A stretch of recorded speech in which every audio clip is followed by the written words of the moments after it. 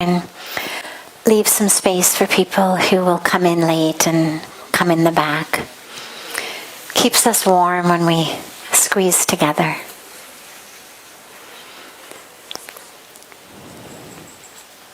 So we begin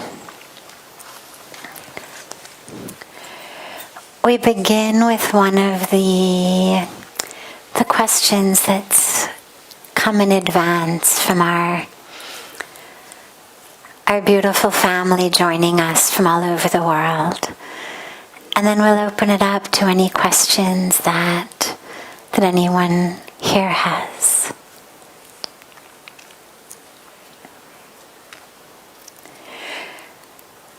I've been actively on a spiritual path now for 5 years, and I try to live moment to moment in the present. But I find I have a lot of impatience, and it's affecting my relationships. How can I be more patient?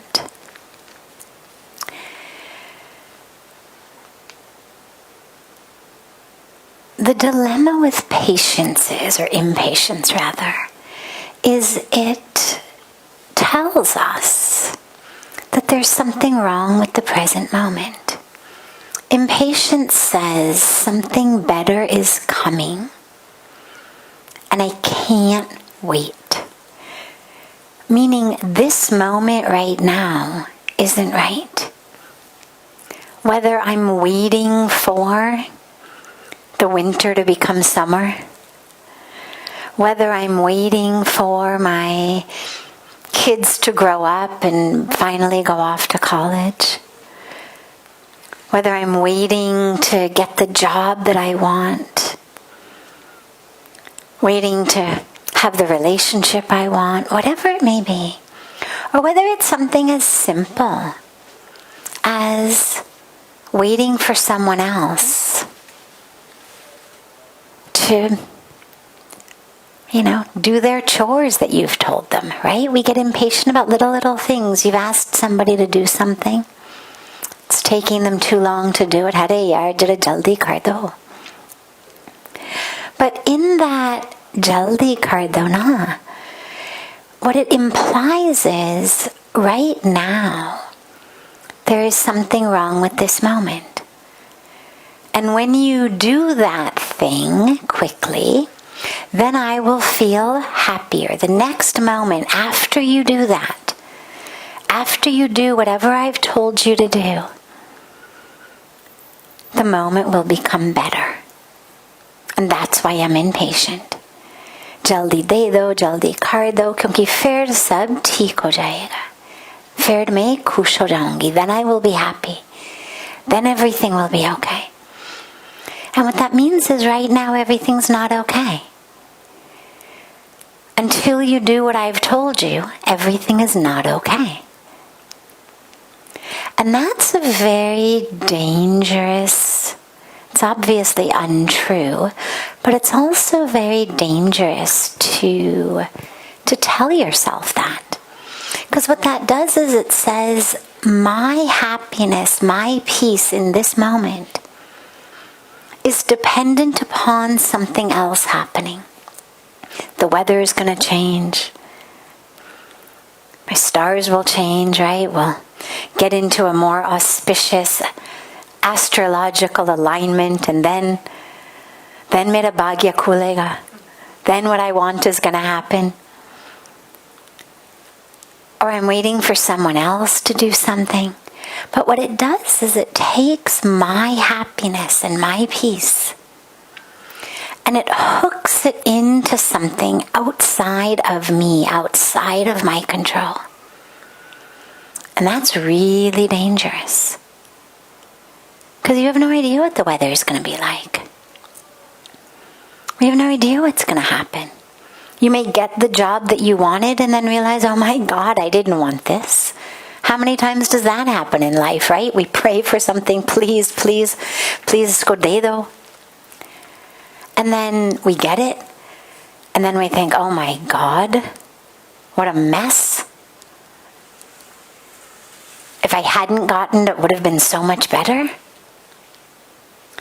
So we're waiting for something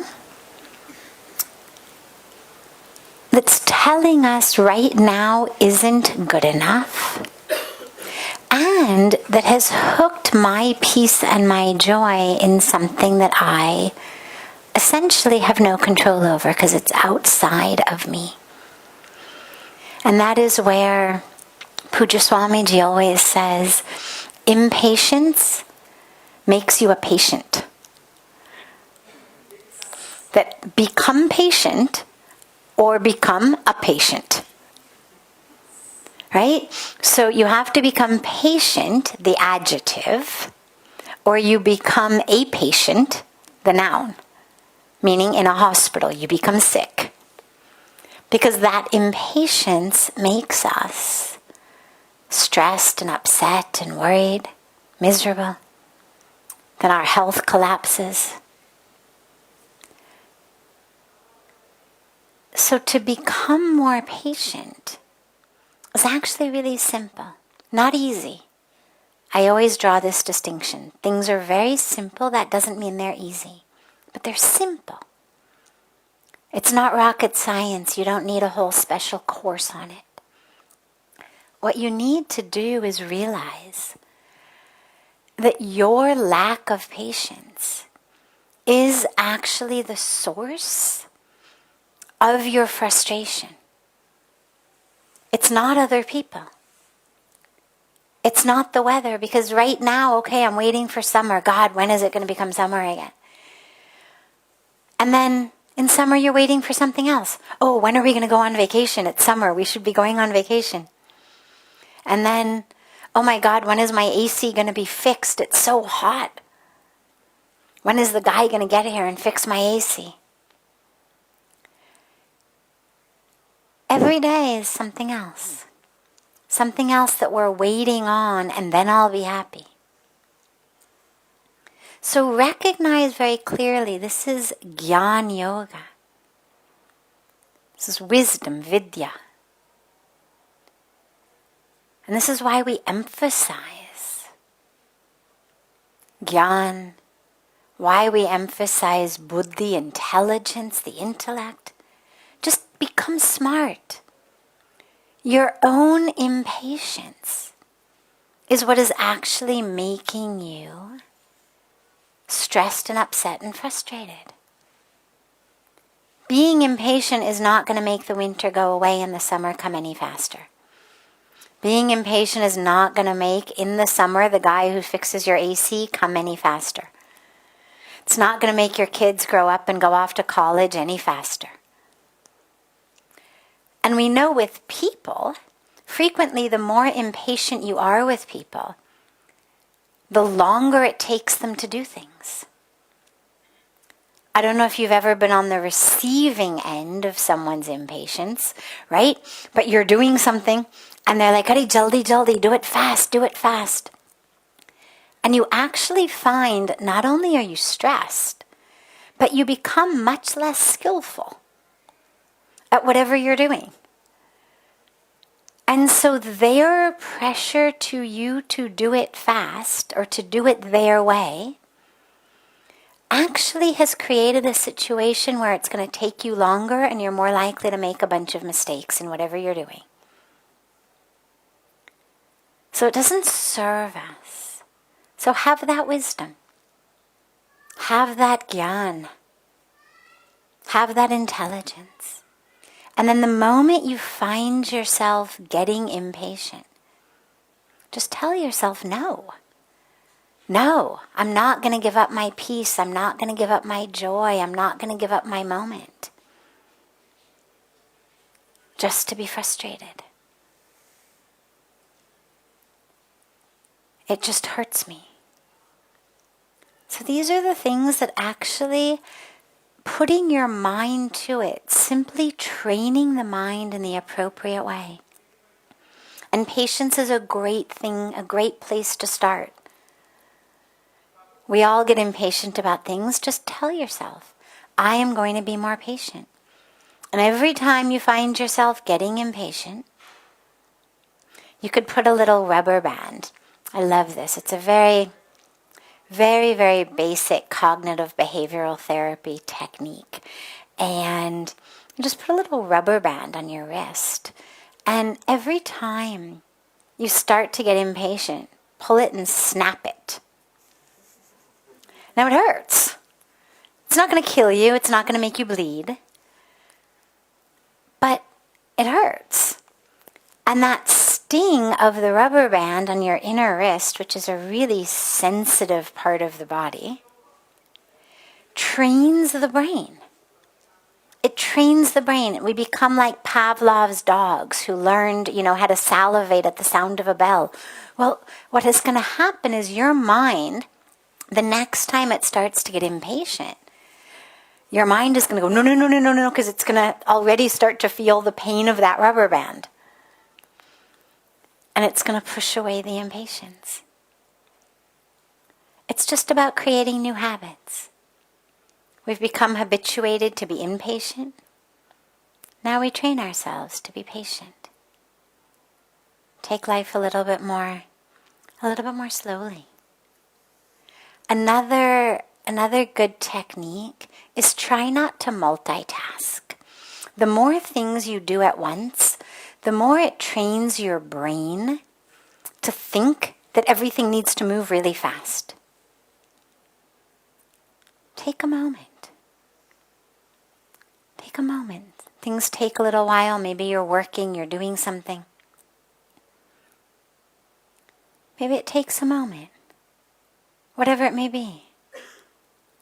But try not to multitask. You're talking to someone. We've developed this habit where when you're in a conversation and the person you're talking to so much as takes a breath, we check our phone. I mean, literally, right? Someone takes a moment to gather their thoughts, to take a breath. Maybe they sneeze. And we've got those 5 seconds without stimuli coming in. And what do? Oh, hey, I just bet though. Let the person breathe. Maybe you could take a breath in that moment. They breathe, you breathe. They gather their thoughts, gather your thoughts. Don't use every moment in the world, in the natural flow of the world, to check your phone. Because what it does is it trains our brain. We tell ourselves, oh, well, I'm just getting something done, but it trains our brain to be unable to withstand a moment of quiet, a moment of stillness, a moment without something coming at us. And that's a really dangerous pattern that you want in your brain. So for the sake of your brain health, allow yourself to just, take a moment. Or maybe the person you're talking to gets a phone call and they've got to get on the phone.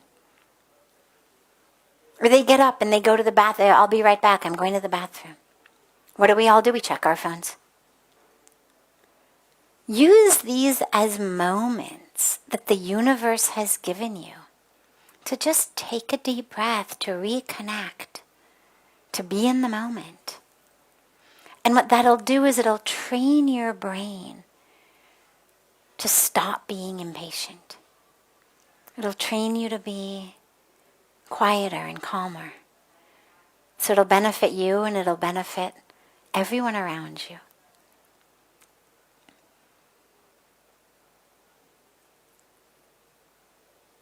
Does anyone here have a question? Yes. He's going to just give you a mic. Yeah, last 1.5 years or so, I've been finding the times have been gone real tough actually all around, like with relations, with work, and various it's no major issue like that. Maybe I've been working hard throughout it. But I just want to ask, how does it happen? Is it cyclic with everybody, or does it happen? Have we harmed somebody, or something wrong we did with somebody, so it comes back, or something like that? You mean because of the pandemic? Yeah. The last 1.5 years, or separate from the pandemic? Separate from the Separate pandemic, from yeah. okay. So work-wise, relations-wise, everything has been requiring much more energy to Yes. do the same task. So, did I harm anybody, or what exactly? How does it happen? Like, Yeah, so in our lives there are different moments. There are cycles in our life.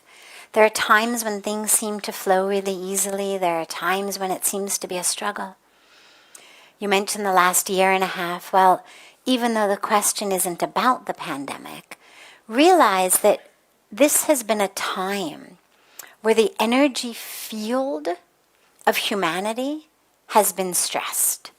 Even people who themselves aren't sick, their loved ones aren't sick, they could live easily the next 10 years having Amazon deliver everything at home, like no stress. Nonetheless, we have been existing in a world in which the energetic field is stressful. And so I know a lot of people all over the world, people who are really spiritual people, meditators, people who have said, out of the blue, for no reason, we are stressed. And so I would suggest that you also become aware of the field in which this last year and a half for you has happened. Even though it's not pandemic related, it has taken place in the field of, the energetic field of stress. And that's going to make things more difficult. But even so, otherwise, we were talking about this long before COVID happened. There are phases in our life. Times when things flow really easily, times they take more struggle. And that's normal. That's what nature is. In nature, there's nothing in nature that is exactly the same all the time. Even we were talking about Ganga flowing 24/7. And yet, this time of year, she flows very low. Come in July or August, you're going to see a totally different Ganga.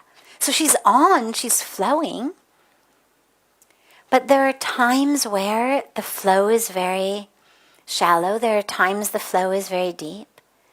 There are places along the 2,500 kilometer flow of Ganga where it's very wide, places it's very narrow, places it's very still. She flows very calmly. Places where we have rapids. And this is true in our life. It's true with nature. Nothing in nature produces fruit or flowers every single day of the year, continually. Everything has seasons. There are fruitful seasons, and then there are non-fruitful seasons, right? Fruits and vegetables, everything's got a season that it grows in. An apple tree is going to give you apples some of the time, not 365 days a year. In our lives, we have to be aware of that and just allow that to happen. Okay, this is a challenging time. Did I do something? I wouldn't think about it like, did I do something? I would understand that my karmic package and journey is going through a time right now of challenge. In the same way that the northern hemisphere is going through winter. Right? So, southern hemisphere is going through summer. You could call it a different karmic package. You're going through this experience right now. Others may not. Your package, your life journey is winding through a time right now where there's some struggle. You can think about it astrologically, you can think about it karmically, you can think about it in terms of fruit-giving trees, fields of agriculture, times of great harvest, times it's important to allow the field to lay fallow. So just stay with it. Stay with it and just know this too shall change. This too shall change. But what are you supposed to learn in this time? Okay, it's taking more work. Wonderful. It's teaching you the power of tenacity. It's teaching you the power of hard work and discipline. It's teaching you the power of surrender. You work and it doesn't work. Okay? So there's something to be deeply gained in all of these different times of our life. Yes. How can we? Is there any practical way where we can bring our mind under control of our intellect? So, to bring the mind under control of the intellect, no, because the intellect is a product of the mind. So the mind and the intellect are interconnected. Now, what we certainly can do is train our mind to be governed by the intellect. So for example, we have a desire that arises, and the intellect comes in and says, not such a good idea. You've done this before. It doesn't work out so well for you. And then we listen to it. The more you listen to it, the more you abide by it, the more habituated the mind will become to listen to it.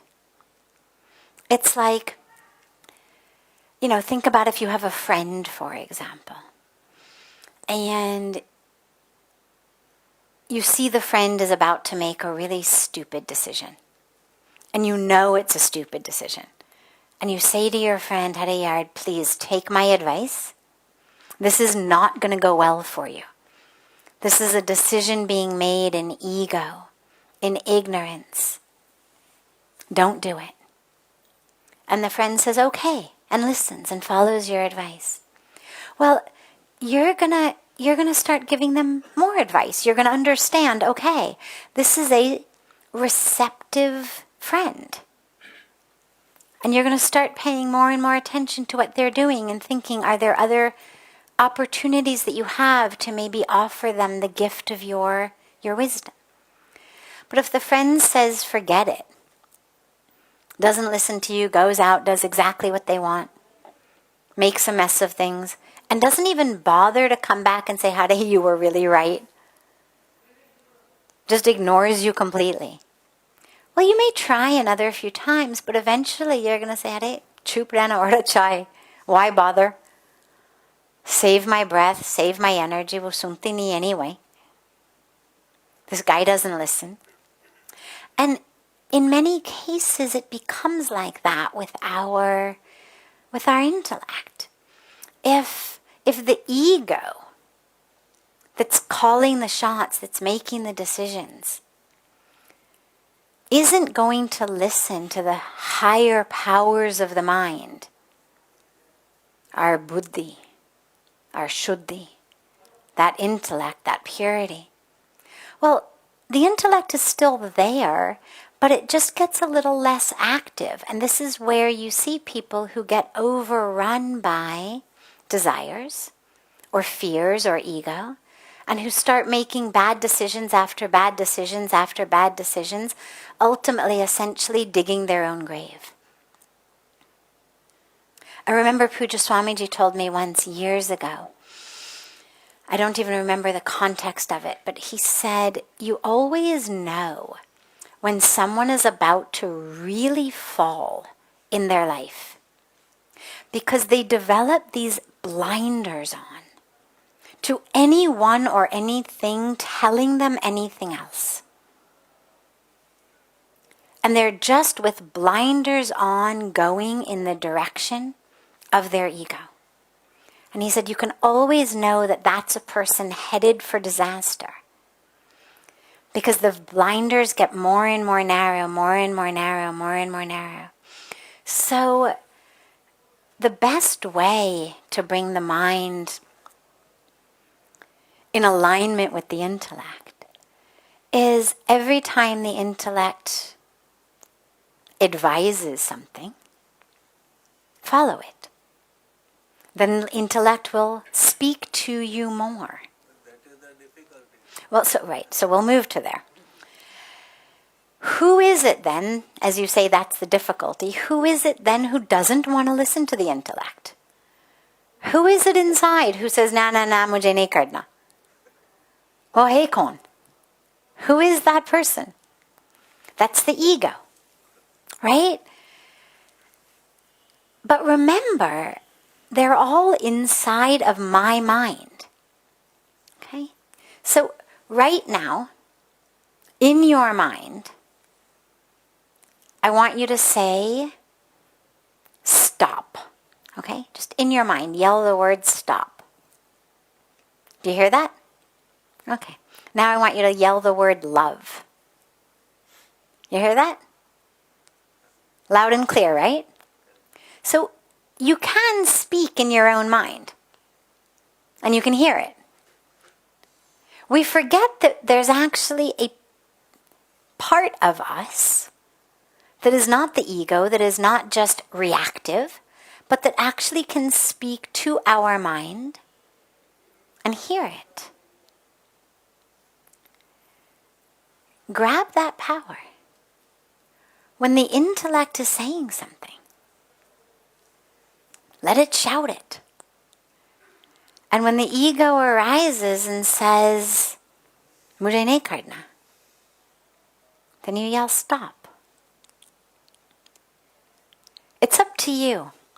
It's really up to you to decide which part of your mind you are going to give your steering wheel to. So a lot of different voices, a lot of different pulls. We've got desire, we've got fear, we've got ego. We've got our voice of our parents, our teachers telling us all kinds of different things. We've got the voice of our culture telling us different things. We've got, of course, our higher divine voice. That's the main voice you want to listen to, but first we'll listen to the intellect. Then we'll go deeper. But you've got to decide who gets the steering wheel. It's up to you. Unless you give the ego the power to grab that steering wheel, it can't do it. And so that's where we have to take the power back and say, okay, I understand my ego exists, fine, no issues. Can be here. But he doesn't get the steering wheel and he doesn't get the gas pedal or the brake. He can sit there and read a book, mind his own business, no problem. He can even keep shouting all he wants. But I'm still not going to give him the steering wheel. Because I don't want to go where he's going to drive me. And that's the power of discipline. That's the power of discipline. That's the power where when your alarm goes off at 4 o'clock in the morning, and the mind is like, no way, and you want to hit the snooze button, you don't. And you get up. Because it trains the mind. It trains the mind to not listen to these voices. Why? You're sitting down for a meal. And you decide, 1 day a week, 5 days a week, 1 meal a day, whatever it may be. No sweets. Or whatever you decide. But something that you really like, something you always have. Or that you're going to eat only half of what you're used to. Whatever they bring, you're going to take half and leave the rest. Just to train the mind. Okay, I am not a slave to you. Mind, man mange more, right? So the mind is like, give me the rest. But you train it. You train it slowly, slowly, slowly. Right now your mind is just running the show. The ego is running the show. The desires are running the show. So slowly, we allow the intellect. We listen to the intellect. And we follow it. But then we also go a lot deeper because we've got a voice that's much wiser even than the intellect. And that's that inner divine voice within. That's what we call intuition, or the higher voice, the divine within, the divine voice. And that takes meditating to hear. That requires us to close our eyes and go into meditation. And then we hear that voice. And that's really the voice you want to listen to. But begin with the intellect. It's louder. It's louder and it tends to be easier to find than the divine voice. So start with the intellect, no problem. But then move into that deeper, higher divine voice through meditation. So start with discipline, just basic, sheer discipline. I'm going to do what my intellect says. And then take it deeper. I'm going to hear that voice, wiser than the intellect, deeper than the intellect. And I'm going to follow that. It's up to you. You get to decide who to follow. Right? It's like we get to decide how we want to feel after we scroll social media. Do you follow people who are going to feed you with all kinds of scandals and nonsense and negative news?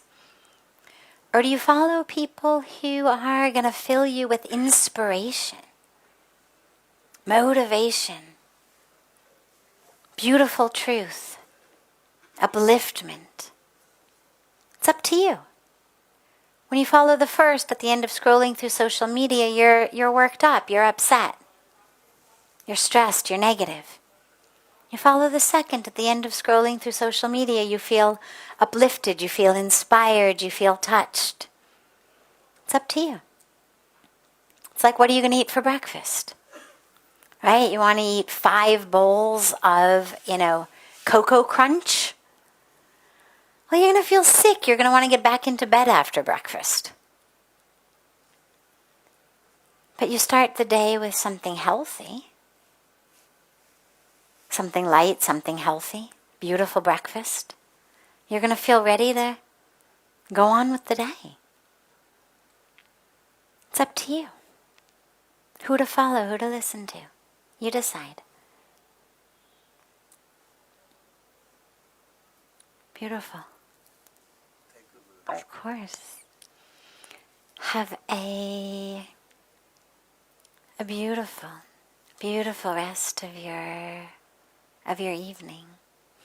A beautiful morning and afternoon to our sisters and brothers and family joining us from all over the world.